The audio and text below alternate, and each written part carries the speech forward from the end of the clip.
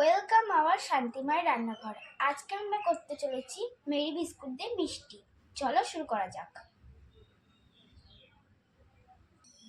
দুধটাকে এবার লো ফ্লেমে দিয়ে বসিয়ে দিয়েছি। এবার বিস্কুটটাকে ভেঙে মিক্সারে দিয়ে দেবো।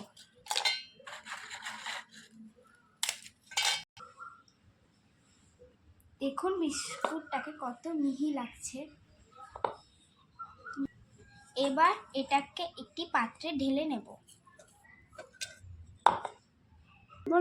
এদিকে আবার দুধটা হয়ে গেছে।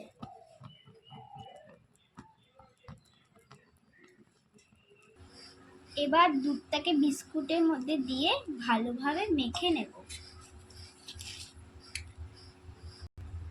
এবার এটাকে খুব সুন্দর করে মাখিয়ে নিয়েছি। এবার এগুলিকে এরমভাবে গোল করে নেব। এবার জলটাকে ভালো করে গরম করে নেব। এবার এর মধ্যে স্বাদ মতো চিনি দিয়ে দেব।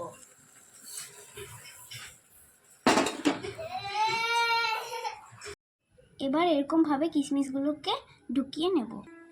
এবার আমাদের কড়াইটা গরম হয়ে গেছে, এর মধ্যে এবার তেল দিয়ে দেব।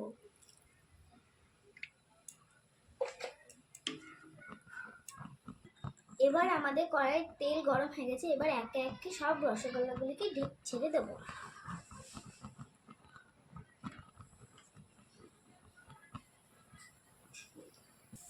এবার দেখুন আমাদের রসগোল্লাগুলিকে কত সুন্দর লাগছে।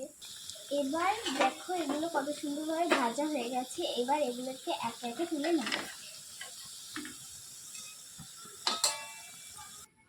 এবার একে একে ভাজা রসগোল্লাগুলিকে রসের মধ্যে ছেড়ে দেব।